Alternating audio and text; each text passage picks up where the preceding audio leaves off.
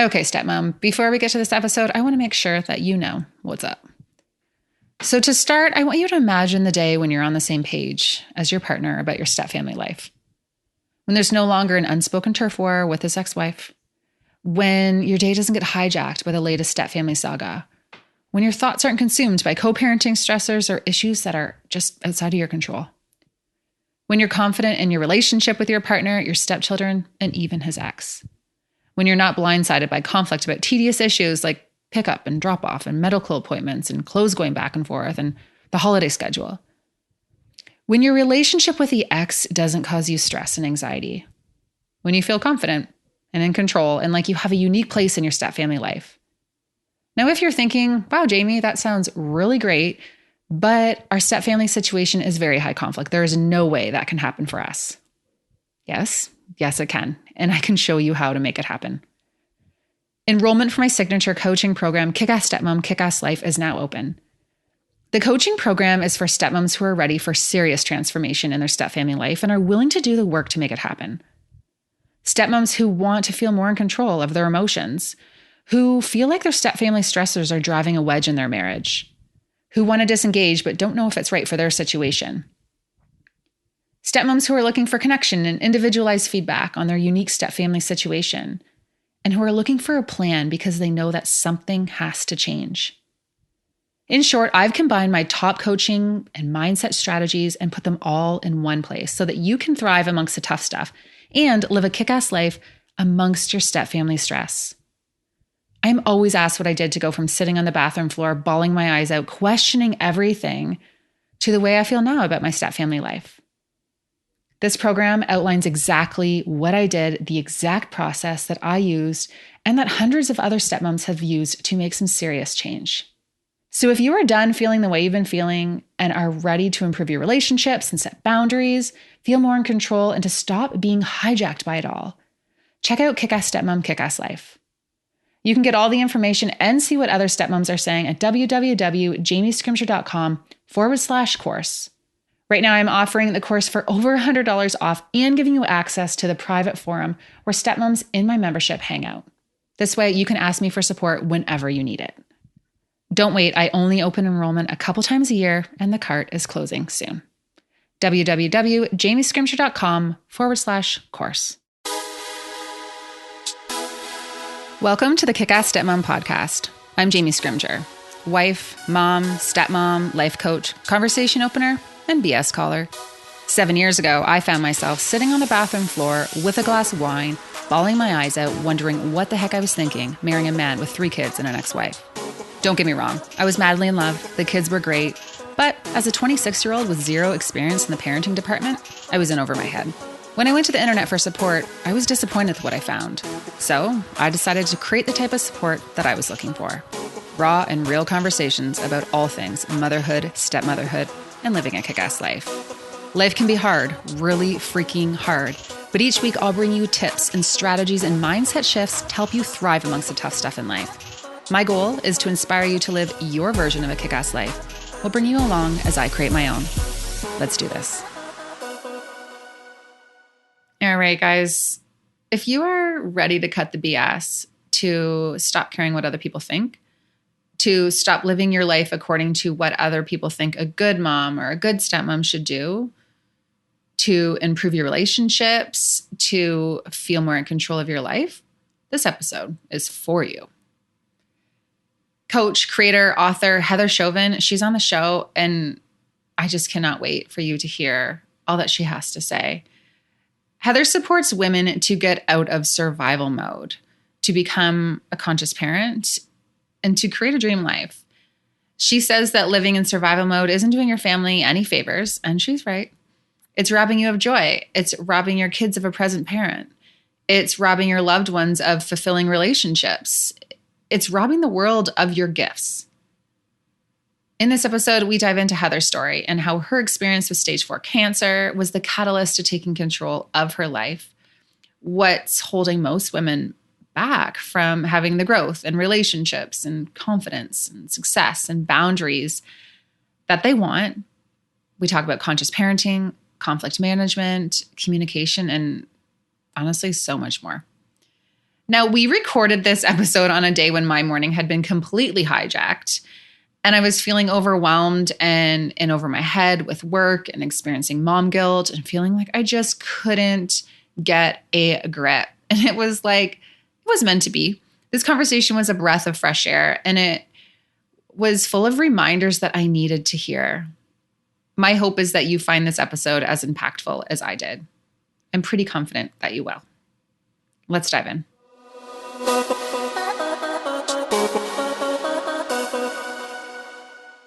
Heather, welcome to the podcast. Jamie, thank you. I'm so excited for this conversation. I know, I am pumped. I was just saying offline or before we hit record that I had just one of those mornings where everything just kind of got hijacked. I was like, oh, I feel like it's meant to be that I'm talking to Heather today. A red zone morning. That's what I would call it. You know what? I want to get into those zones with you later in the conversation, but I avoided the red zone. I literally was like, I could very well get in the red zone today, but this is not about me. It is about a missing Wayfair light, actually. It's like, we're on that later anyway. So for those who may not be familiar with you, can you give us your elevator pitch, your little bit about your story? Every time I tell the story, or the elevator pitch, I always say it differently because it allows you to reflect on like, who am I, which is such a complex question. And I think it's at the core of what I teach. But my background is in social work. So I'm a mother of 3 boys. They're currently 16, 11, and 8. Motherhood was what cracked me open to personal development. I was 18 when I became a mom, and I dove in headfirst into just, trying to understand my son's behavior. But I remember the first time I looked at him, I just thought, I already feel like I'm failing as a mother, which is innate into like my quote unquote purpose. And I'm using air quotes because that was not my purpose, but I thought it was. And I just live for him. And I went into social work, became a social worker, ended up working with high-risk families, trying to understand child development and supporting these families. And then at home, being a complete hypocrite and yelling and screaming and not taking care of myself. And then I actually left my corporate job and went online, and everything started to feel aligned. Like, oh, I'm a teacher. Like I'm supposed to teach and educate. And like, so I left kind of the therapy world, jumped into coaching world, which is very different. People think it's the same. It's very different.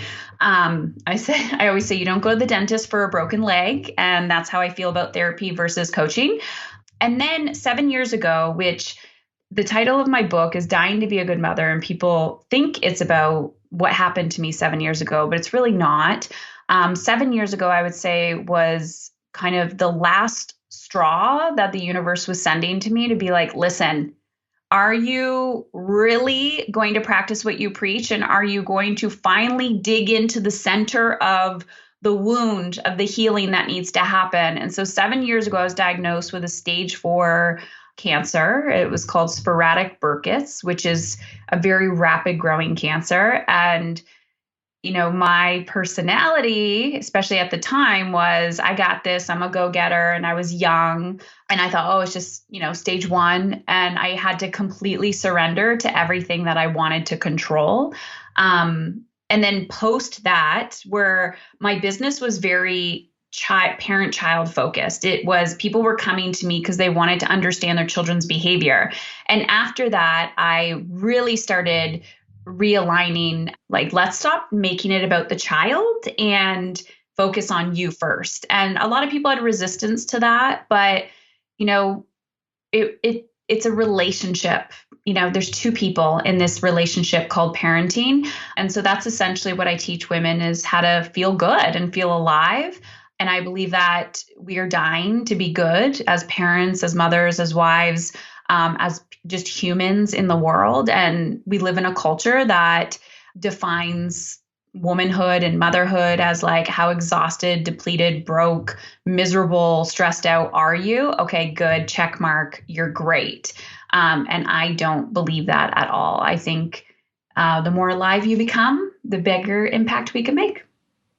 Yeah, I love that. And, I'm glad you brought up just, your story and cancer. And because I was watching your TED Talk and you were talking about the day you left the hospital. And you were saying like you left the hospital, you got the information and you kind of just stopped and looked up and were like, okay, I got it. I'm finally listening. Can you tell me a little bit more about that? Yeah. So previous to my diagnosis, so it was December 21st, 2013. So a few days before Christmas. I live in Windsor, Ontario. It's supposed to be snowing. It was raining. It was very weird. I mean, I don't judge our weather anymore because you never know what it's going to be like.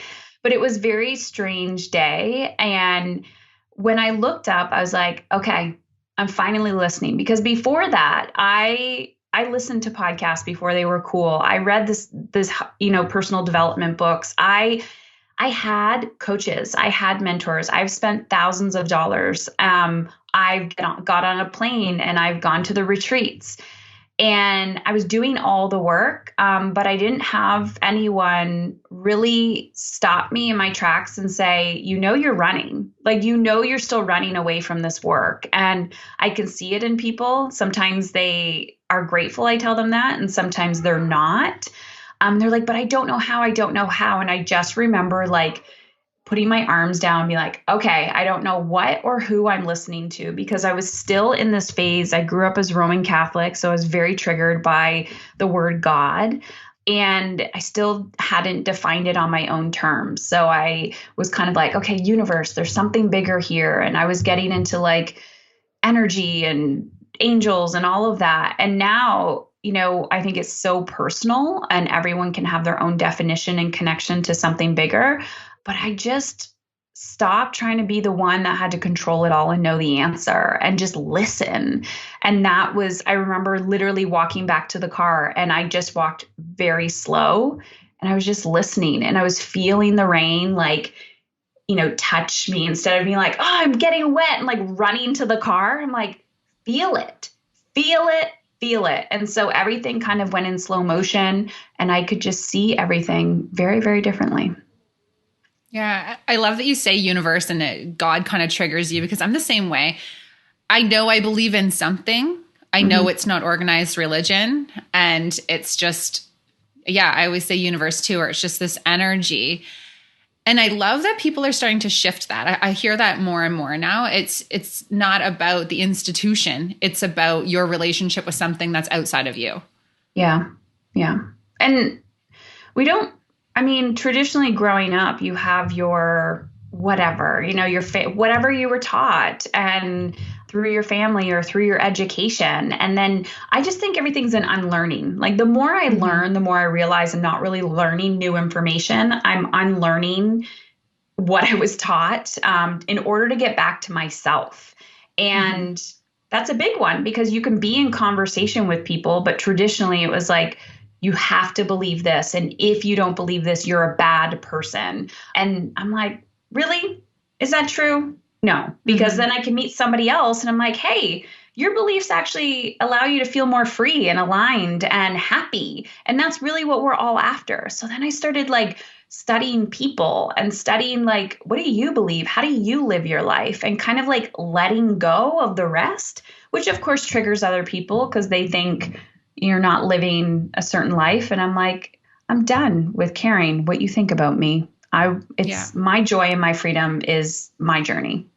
Yeah. So a lot of stepmoms and moms and just women in my community, they're like, I want to stop caring what people think. Yeah. Right. Because, we see the quotes on Instagram. It's all about, live your own life. Don't worry about what other people think. But then you still do. What advice do you have for women who are just struggling in that space where they're wrapped up in that identity that they think they should have to be the good mom, to be the good stepmom, good wife, good whatever it is they're trying to achieve to be, and still caring what people think? I think the second you become a caregiver of any kind, there is this extra microscope put on you and pressure and so much and judgment, severe judgment put on you. And it feels like this pressure cooker, and you can't run away from it. You could literally be hiding in your bed and still feel that pressure. And I think as a woman, you decide what you're going to do with that pressure. And for many of us, like for me personally, I grew up I'm a rebel. Like I am a rebel and I grew up as a questioner. In school, I was like, why do I have to do this? Like, how is it going to help me? And the feedback I would get is like, shut up, be quiet, do what you're supposed to do. And I was like, no, screw you. So I did what I needed to do to like just get by. But then for some reason, when I became a mother, there was this underlying, I don't want to fail in this role. And so I was like, okay, fine, I'll do what you tell me to do. And oh, this is what successful mothering looks like. So I'll do this. And this is what successful femalehood looks like. And this is what, corporate mom looks like. And this is what blah, blah, blah. And then, but there was that part of me, I was like dead inside. And so when people today are like, I could never do that because they're a people pleaser or the fear of judgment. I'm like, but are you okay of dying? Like, are you okay dying? Because yes, I had the physical, almost physically dying. But years before that, my spirit was dying. My mind was dying. Talk about mental health and emotional health. And it's ridiculous, the pressure that culturally is put on women. And so by me saying like, I'm done with this, I know that yes, it's for me, but it's also for the woman standing next to me. So often when a woman or somebody is like, I have such a fear of judgment. I'm like, but why are they judging you? First of all, that's not even your business, but why are they judging you? Most likely it's because they're jealous or you're projecting and mirroring something back to them of a wound that they can't heal. And just play with it. So try to manipulate yourself to that person and please them. And then you're going to look to your left and now that person's judging you for the version of you that you've become. So you're never going to please anybody else until you get to your breaking point where you're like, I'm done. And you just have to start. You have to start with your, what I would call like a little micro habit and become this detective, like something as simple as a text message, like, hey, do you want to, let's pretend it's, the world is open. Do you want to come to that birthday party this weekend? And you're like, my gut reaction is no, I don't. And I don't want Absolutely not. You're going to reply, no, thank you. We don't have the capacity for that right now. And then you're going to want to vomit. You're going to want to crap your pants. You're going to want to run away and hide. And you need to feel that. You need to feel your emotions because what happens is it just bottles up inside and then you get angry and frustrated and that comes out on the children and your partner and everybody else. And if you want the joy, if you want the freedom, you also have to feel the contrast of that. Mm-hmm. Yeah, I love it. You just can't be afraid to say no, right? I think that's what COVID's really taught us too, is how much we were doing that we really did not want to do. Because there was this freeing element of this too, right? Where it's like, man, this empty schedule feels really, really good. And there's things I want to fill it with, but you think back to the things that you want to fill it with, right? Like then they're like, oh, I do not miss that. I do not miss having to go to that event. This actually, we can kind of like pick up the pieces and put things back together with the things we actually want to put back together and leave the rest. And I've had to tell people about my personality. Like they think I'm this big extrovert. I'm like, I'm wildly introverted. I could be a hermit and I could also probably travel the world by myself if I needed to. But there's assumptions that people have. And I will just tell them it's not personal. We don't have a lot of people over at our house and it's not because of a certain thing. It's just we're homebodies. And so don't take it personal, right? Because it's like, it's like I have to educate people sometimes on my boundary. And I'm like, it's not personal. It's okay. Don't worry about it. Nobody comes over. I don't go anywhere. It's not you. It's not you. And I do that just from a place of like, I guess it's education. But if I'm a hell no at this point in my life, I'm like, I'm not doing it. I'm not doing it. But that's a muscle that takes time. Yeah, I love it. I'm definitely flexing that muscle. Now you talk about unlearning. Just want to kind of go back to that. What do you think that women need to do when it comes to that unlearning? Because, and you're like, well, I wrote a whole book on it. No, my first reaction was like everything, but anyways, go ahead. Everything. And I love what you're saying too. So like, because people say to me, I could never do what you do. Do you not care what people think? Or someone's going to screenshot what you say. I freaking hope someone screenshots what they say. I'm trying to open up some conversations here. So yeah, if I'm worthy of the screenshot, that's good to start those conversations, right? Just the not caring. But to get to that point, I've definitely had to do some unlearning and healing my own wounds, but there's people who are going to hear that. It's like, well, what do you mean? What do you mean unlearning? So I remember one of the first emails I sent to my list, which probably had 40 people on it. Don't even know where they came from, probably friends and family. And I wanted to vomit. And now having more and more and more exposure, it's been almost a decade that I've been online. There's not a lot. I could probably put a naked picture of myself online. And well, I just did that in a bikini and that was terrifying, but it took me a year to do that. But my point is, I'm very unattached because I now see people's reactions. It tells me more about them than it tells about me. And the more work that I do on my own judgments of other people, the more I'm like, wow, this really has nothing to do with me. Everyone is truly showing you who they are through their behavior. But here's the thing. We need to stop focusing. Like our brain has a negativity bias. We are all, the brain up here was designed to keep us safe in like caveman years or cavewoman years, cave human years. And your brain will be like, don't go there. Danger, danger, danger. You're like, I'm just like going to do a live on Instagram. Like I'm fine. I'm not going to die. Right. But it's fear of judgment. So when, we're all wise, we're all highly intelligent. So when you begin to understand that, you're like, oh, I'm getting outside my comfort zone. Good. This is a growth opportunity. But what your brain does not understand is that how you're living in your comfort zone is actually probably detrimental to your mental, physical, emotional, spiritual health, which is affecting your relationships and your parenting and every area of your life.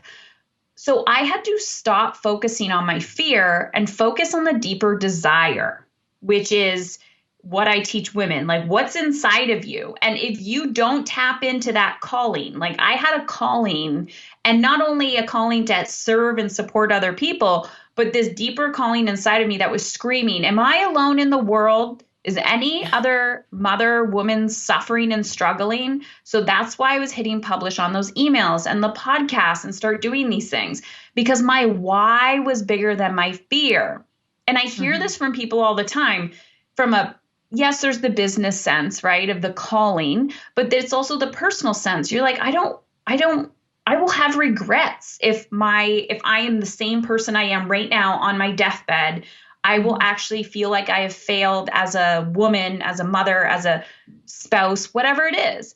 And so I have to consciously focus on my deeper why, like to get my ass out of bed, to post, to send that email. And the fear of judgment is an excuse. Like the fear of judgment is the contrast. That is how we stay safe in society. But then what happens is you hang out with other people who are like, oh, yes, I could never do that too. And then you have this like self-serving bias where you're like, okay, cool. I've kept myself warm in this cozy little bubble of everyone else who's living a safe life. And, oh, she's so inspiring, but I could never go over there. And it's like, just walk over. You will feel liberated and excited and alive, but you will have to get emotionally uncomfortable. Mm-hmm. And then I love hearing you talk about being uncomfortable and those uncomfortable emotions, because those are the things that you need to dive into. Like when you're feeling that, change is happening. Like change isn't going to happen when you're just comfortable. Like you're going to feel like you're going to barf. You're going to feel like you're going to like shit your pants sometimes because you're literally so scared about what's next. Yeah. But if you're not feeling that, you're not growing. Like you're just not. And that's where I think I love at the very beginning, we were talking about, I was doing the personal development. I was reading the books. I think there's this, because there's such a push now for personal development and personal growth. There's people who are reading the books and listening to the podcast. And then there's the people who are doing the work. And there is a difference there. Because if you're not feeling those things, then you're not moving forward. It's spiritual entertainment. I heard somebody call it one time. That's a really good one. You're spiritually entertaining yourself. And so now maybe you've stopped watching Netflix, or maybe you're still watching Netflix, but maybe you're like, okay, I don't watch TV anymore, but now I'm entertaining myself with, podcasts, and it's going in, which is great, but it's just like putting cream on I don't know, a huge infection that's bleeding through your arm. I'm just making shit up. These things come out of my mouth. But like you're just putting cream and a band-aid on it and you're like, "Oh, the intense pain has gone away." Right? Mm-hmm. But doing the actual work is trying to figure out where that itch came from, where that wound is coming from. And I don't believe, this is my belief. I've done so much therapy and coaching and all of that in my life, even well before I was a mother. Ironically, I enjoyed going to therapy when I was younger. I found it interesting, but I think that was just my obsession with like psychology and why people do what they do. But people will focus on, let's talk about the problem. Let's talk about the problem. I'm like, listen, I think it's actually more emotionally uncomfortable to say, what do you want? What do you want? Because as women, we're taught not to put ourselves even on the to-do list or the calendar or even consider that. So saying, what do you actually want? Like, is that the life that you want? Is that even the wall color you want? Like, what do you want? And digging into that and having that vision, even it's your first shitty draft vision of the desires inside of you. How do you want your relationships to look like? Do you want your children to be going to that school? Do you want to get your ass out of bed that early in the morning? Like, what do you want? Then when you start taking action, like you're talking about, the integration of it, the investment of it, the time, the energy, and probably financial resources, your shit will come up. The blocks will come up, and then you get to work on the blocks. But we don't need to go searching for the past and healing the past completely before we move into the future, because one, you're never fully healed. It's a journey. And two, they will come right up when you leap into the next level.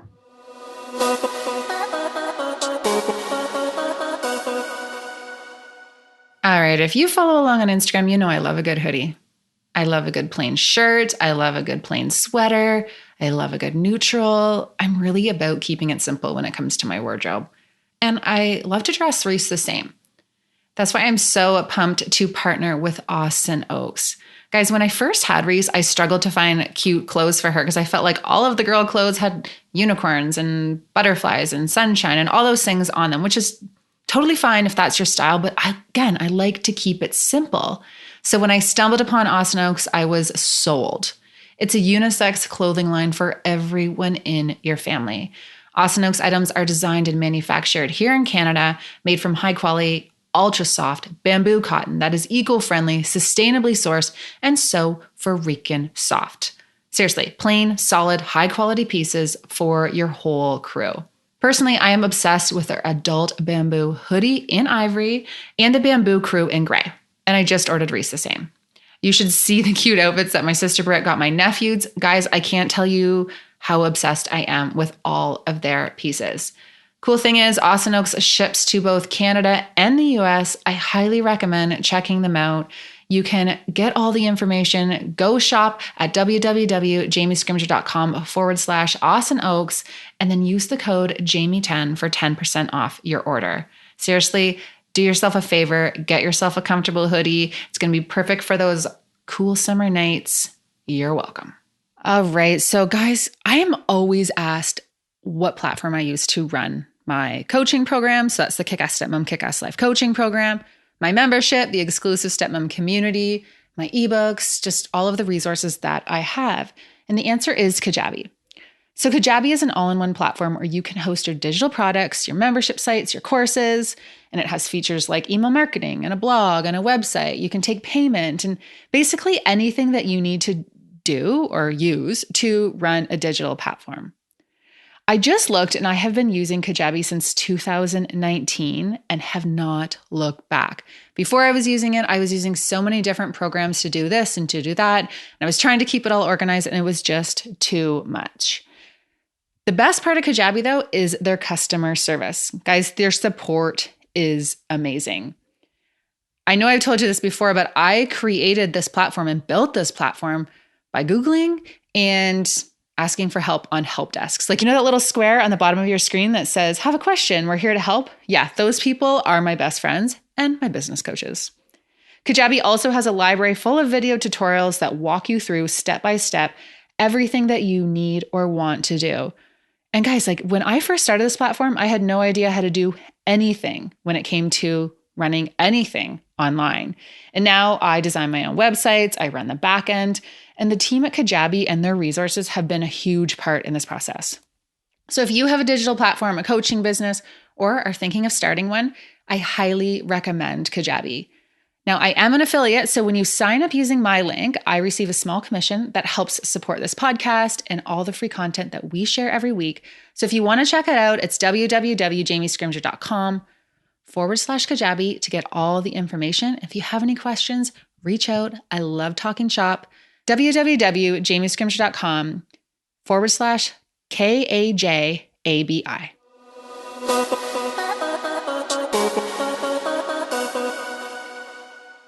When you were going through, this transition and transformation with yourself, how did you declutter those friendships or those relationships that you had? Because there had to be a shift in the type of people that you're surrounding yourself with. Because I know my dad always used to say birds of a feather flock together. And I thought he was like the lamest person I've ever met. And then I started saying it when I was an adult too. I'm like, oh, okay. He's right. Like, I get it. I get it.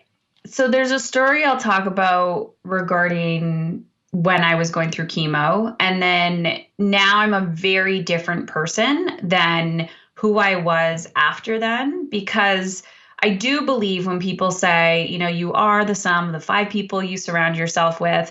And I have those people in my life, but I can also be in a room with people who haven't done the work, and I cannot be triggered. I can be slightly triggered by them, but I'm not so much triggered by them anymore. But when I was really starting the work, I had to create that distance because it felt vulnerable and I didn't know how to hold that boundary. And that's typically the phases that people go through, especially when I'm working with them. They're like, I don't know what to do. And I was like, it's okay to create safe space for yourself and like absorb all of this and then learn how to like hold the capacity and be in the room and with somebody else who thinks the complete opposite of you, or they're judging you, and you're not letting that seep in.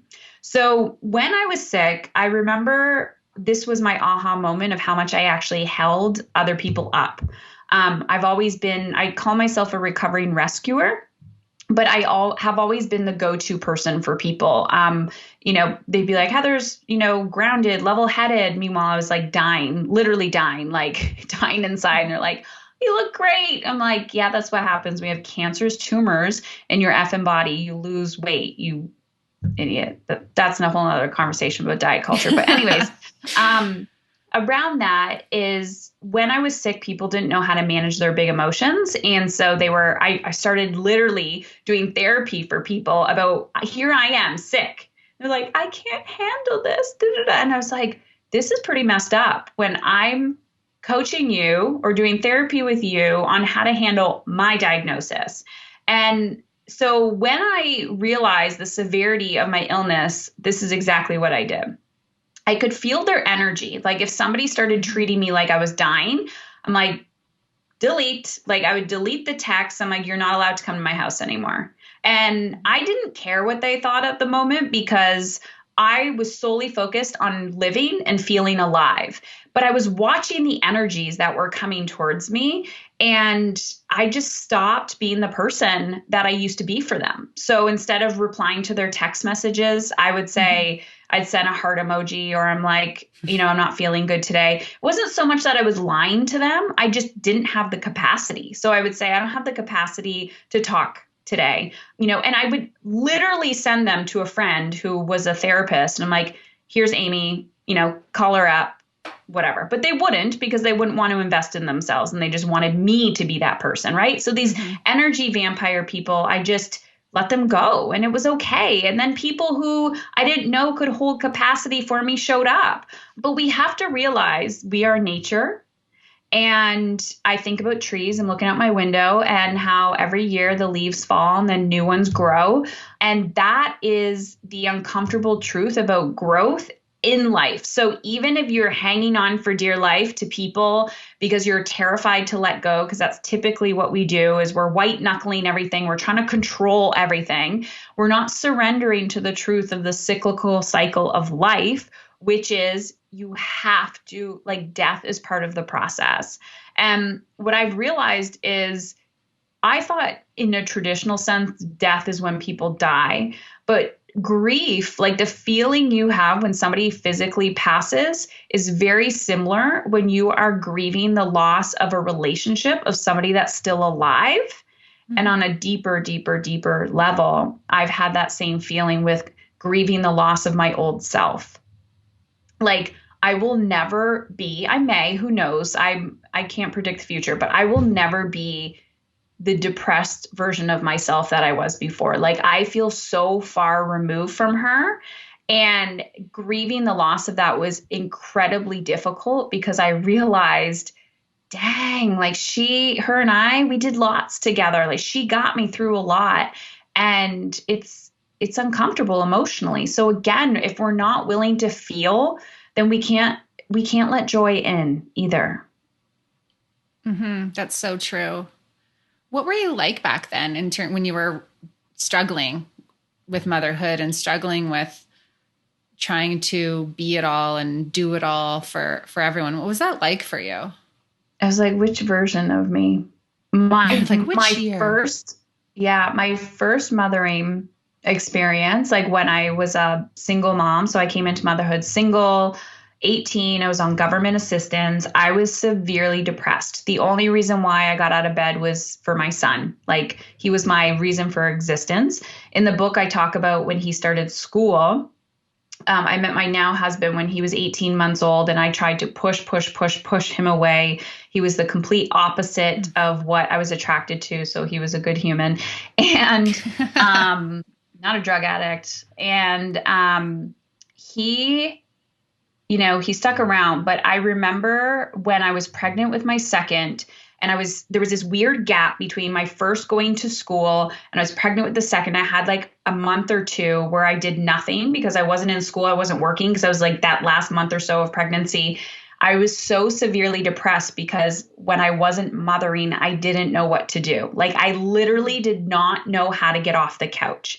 And I did barely ate because I found food incredibly overcomplicated. And this whole like, if it's not organic, you're going to die. And I was like, we can't afford organic. Like, what am I supposed to do? Like all that ridiculousness. And I grew up with very little food, like bologna sandwiches and not a lot in the fridge. And so I didn't know that was like, there was just so much all at once. Like the trauma was there. And then I just was so determined to live and feel alive. So that's when I found personal development and I started digging into it. And I'm like, oh, I'm starting to feel a little bit better. And I'm looking around at like every person in my life because nobody else did personal development. I'm like, I found the secret. I found the secret, everyone. And they're like, you're weird. You're weird. And I was like, well, heck, I've been weird my whole life. So then slowly I would get more and more and more energy back. And then I just keep digging. So now my focus in life now is how good can it get? Where back then was like, am I going to survive through the day? And now I'm just like, how good can it get? How good can it get? How good can it get? Like energy, money, time, capacity, business, like growth and sustainability, parenting. How great can these relationships get? I'm a completely different person. So when people look at me now, they're like, oh, well, Heather, this. And I was like, those are great stories that you're telling yourself. But do you also want me to tell you the story of when I wanted to like end my life? And the only reason why I held on was because I was a mother and I didn't want to do that to my son. Or when I was vomiting and shitting the bed at the exact same time in the hospital by myself. And I'm like, I'm ready to go. Or, when you're lying in fetal position, terrified of how you're going to pay your bills. And the reason why you got into that place was because you were just afraid of putting yourself out there. So we all have those moments and nobody talks about them. And you just get stronger and stronger and stronger every time. But I call it contrast. I did not invent that. Contrast is what you don't want, right? So you meet other people and you're like, I don't want that life, or I don't want to feel like that when I'm 60 or 70 years old. So I'm going to be proactive now. And I watch people my age, my friends from school, who have done no personal development work. And I see where they're at, and they're not yet at that midlife crisis moment. And I'm just like, not this. And it's contrast. And I observe their excuses. And I try not to judge. I'm just observing and being curious. But I'm like, okay, now I know when that excuse comes up in my head, not to take the action or inaction that they're taking. So yeah, I could go on and on. I love it. I could talk to you forever. I do want to switch gears though, because I want to talk about parenting piece. I was reading on your Instagram, you were talking about your son wanting to come sleep with you, or it was something like that. And you're talking about like setting emotional boundaries with your kids. And I would love to dive into that and hear a little bit more about that, because I think that's where so many moms get caught up, right? Because they think that, we need to be there all the time and solve all of our kids' problems and make sure they never hurt and all of that. And that's actually not helping anyone. No. This is my favorite. So this is why I got into what I do. And it's kind of the core of what I teach. So a lot of people will come to me with parenting as a pain point, and some of them don't at all. But remember, reframing that parenting is just a relationship. It's not, even the whole industry is like parenting. And you're like, it's not any different than marriage, except typically you can't divorce your children. I mean, legally you can, I think, but a lot of people don't. And so it's like that constant, you're like, if I don't fix this, I can't run away from it. And I say that because it's the connection you have with you and your child. And how you do one thing is typically how you do everything. So how you show up in one relationship will spill over into another. So this situation in itself, so my boys are 16, 11, and 8. I have never spent more time with my children than I have in the last 14 months. Okay. And I've been reflecting on that. I actually don't feel any more connected to them. So time does not equal connection to me, because I have a really good connected relationship with my boys, because I came from that from the beginning, because that was a focus for me, because I felt very disconnected with my own parents as a child, which is just, I think, how our parents grew up, and we have access to so much more than we did then. Also understanding that saying I need to do everything for my child, I need to be there all the time, is such a privileged thing to say. Like, I wish my mother was thinking that, which I know she was, but she was also like, I got to work, honey, and I got bills to pay. No one else is paying these bills. So, and it comes from this emotional place of guilt or shame. Guilt means I'm doing something bad. If you're working and your work brings you joy and you're feeling guilty about it because your child's knocking on your office door or crying, and you're like, I feel bad, then now you have this story around your work that, like, when I work, I am bad. And I had that forever. And then work is I'm doing something bad. If you feel guilt, shame is I am bad. And when you feel shame, that's like a whole vibration thing of I'm going to hide and just never fully show up as myself. So when my kids challenge me, and I say children are emotional manipulators, we all know this, right? You're like, you're not even crying. You're fake crying right now. But then we buy into it because it's triggering our own childhood wounds of when we did not feel seen.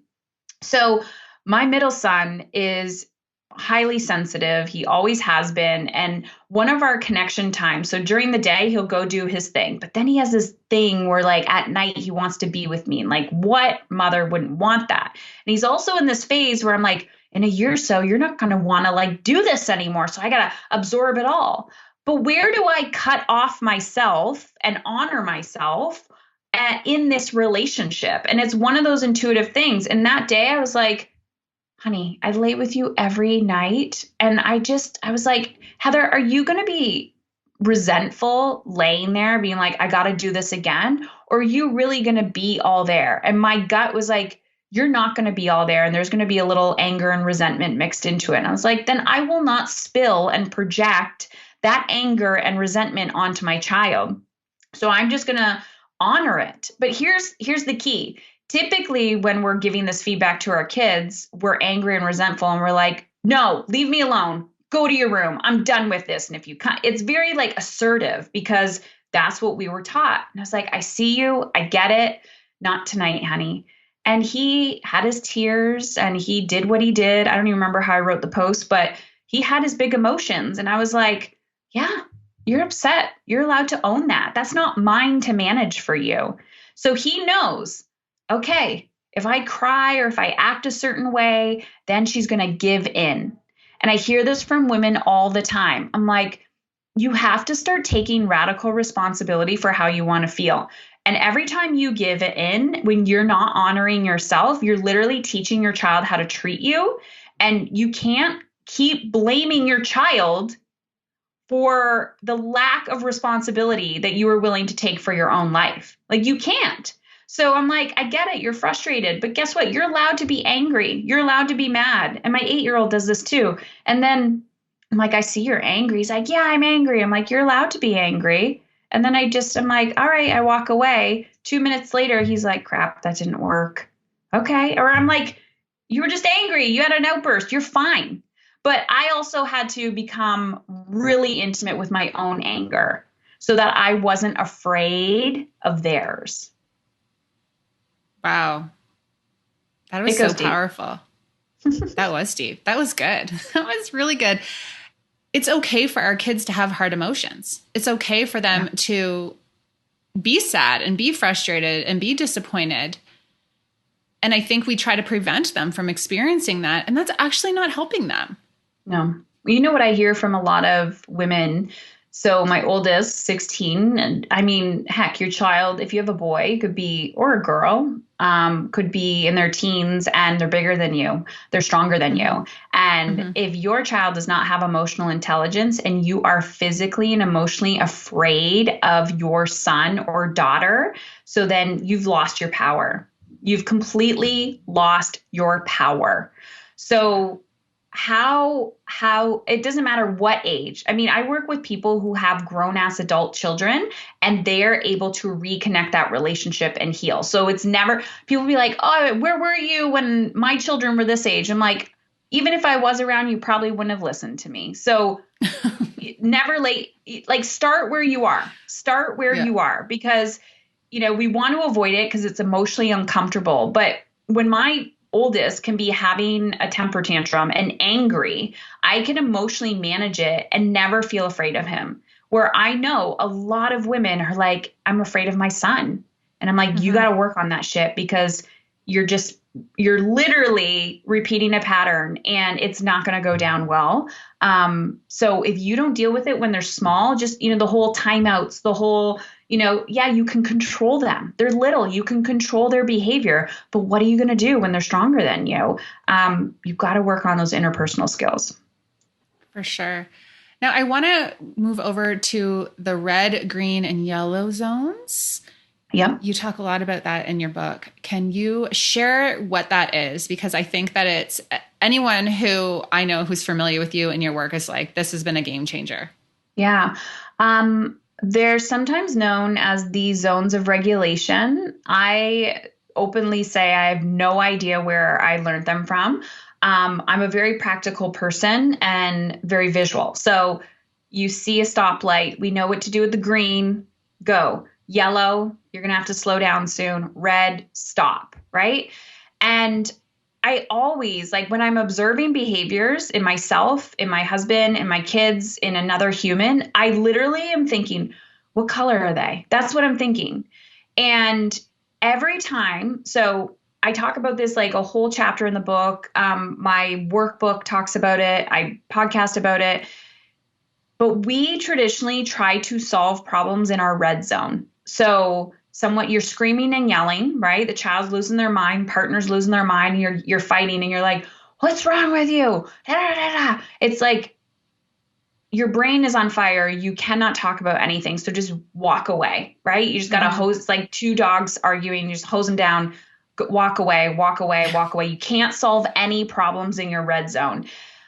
Yellow zone. You know, red is coming, but this, I always hear from people, I don't have a yellow zone. My child, I go from green to red, or my child goes from green to red. And I'm like, no, you're not paying attention. And this is where mindfulness comes in. And this is where being connected to your body comes in. So often when I'm doing some activities with people, they're like, I can't get into my body because we're living up here in our head, like from the neck up. But they can't, like, your body is beautiful. It's constantly sending you signs and symptoms, like overwhelm. People think that's a lifestyle. Like that's just, I was like, no, it's a symptom. So when you're overwhelmed, that may be your yellow zone. And you're like, I got to stop. I got to realign and reassess. But if you kind of bypass that and you're like, I'm overwhelmed, I got to push through, then you're going to go into red and you may become burnt out. So when the green zone is where everybody loves to be, and this is also where you need to practice your habits, self-care, rituals, routines. And then as soon as people feel good, they're like, oh, I'm good. I'm just going to abandon everything that has made me feel good. And then they go in this feast or famine cycle. So I'm like, keep beating your face against the wall until you're ready to take radical responsibility. So this is with every area of your life. So I think about money. I'm like, are we in green? Are we like yellow? Are we red? Like, do we need to look at something? You know, how's our marriage? How's our relationships? Where are we? So I use the colors for everything, but I'll wake up and I'll say, oh gosh, like I'm in the red. Like I'm feeling very anxious. It may be because my cycle's coming. It may be from something I ate the day before. And so I'm constantly checking in. But the beautiful thing with parenting is you begin to start this dialogue with your children, even if they're small, and you can see, why did they go into their red? What was it? Can I like backtrack in my mind of what, like close your eyes and visualize what happened before they had their tantrum? What happened before they lost it? And at first, you may not be able to identify what it is, but with practice, because you are the guru of your life, you're the detective, you will figure it out. I did this for my morning routine when we first started, like this whole process years ago. And I was like, I am determined to not have a red morning. And it came down to the socks. It came down because my middle son has like sensory processing. And I was like, oh my gosh, all the added stress, like we were all good, green, maybe a little yellow, but we went to red when I asked him to put socks on. So I realized that he didn't like the feeling of the socks. And I was like, I don't care if you wear the same effing socks every day. Tell me which ones you will wear. And we figured it out that night. And I went to the store and bought 80 pairs of the same sock and threw out all the other socks. And I was like, really? That was all I needed to do? Like, you just watch where your moments of stress is, do something about it, and then you're living more in your green. I love that. I talk to stepmoms all the time when we're kind of going through like your step family stressors and, you know, things that are going to come up. Because typically the things that stress you out or put you in your red zone it's cyclical, right? Like, you know what they are before they happen. Yeah. So it's like, how do you be proactive so that doesn't happen? How do you plan your reactions? How do you mitigate the stress? Yeah, that is so good. I love it. And I want to say something. So I know a big stressor is the communication with like co-parenting or not co-parenting, but you get what I'm saying. Yeah. People say co-parenting when there's not always a lot of co in the parenting. Yeah, exactly. So you're talking to somebody else that you don't have control over. This is my go-to when you're discussing and having an uncomfortable conversation with someone and you see that they went from green to red, or they're living in their red zone because they just want to punish you because you're alive. Who knows? I will not have a conversation in my life at this point, and it's been a few years, with anyone in their red zone. So the second I start to engage and I see them rising, I go, oh, I see now's not, and I say it very calmly, I see now's not a good time. Let's have this conversation tomorrow. The first time I did this with my husband and the first time I did this with my oldest, it took me a week to have a conversation. And that's an emotional boundary. So write this down, everyone. You teach people how to treat you.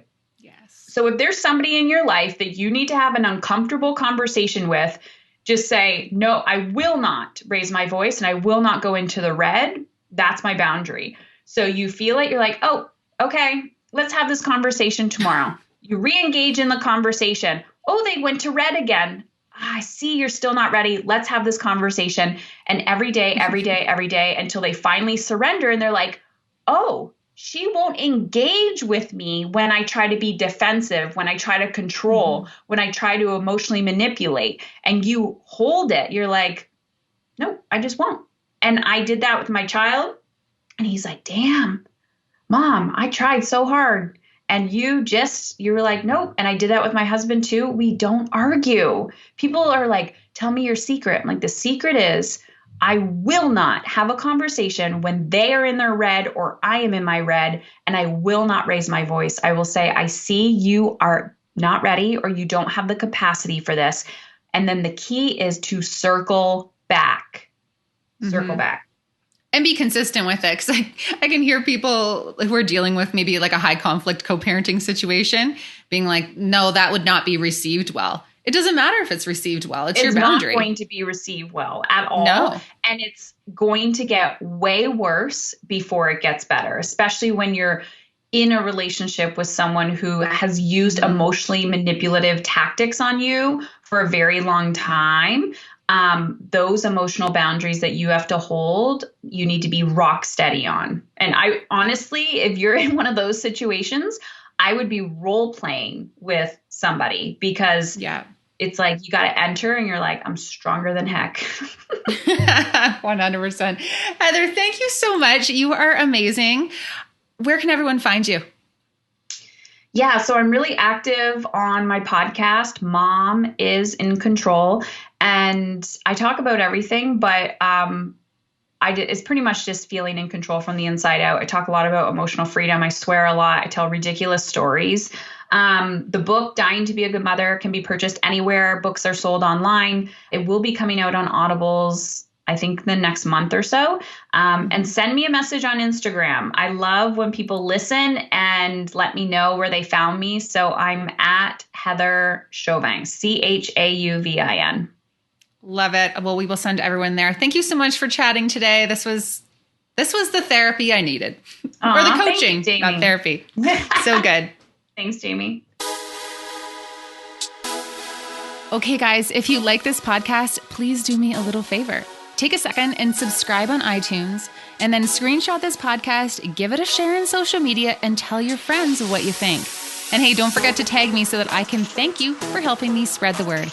Thanks so much, and I will talk to you next week.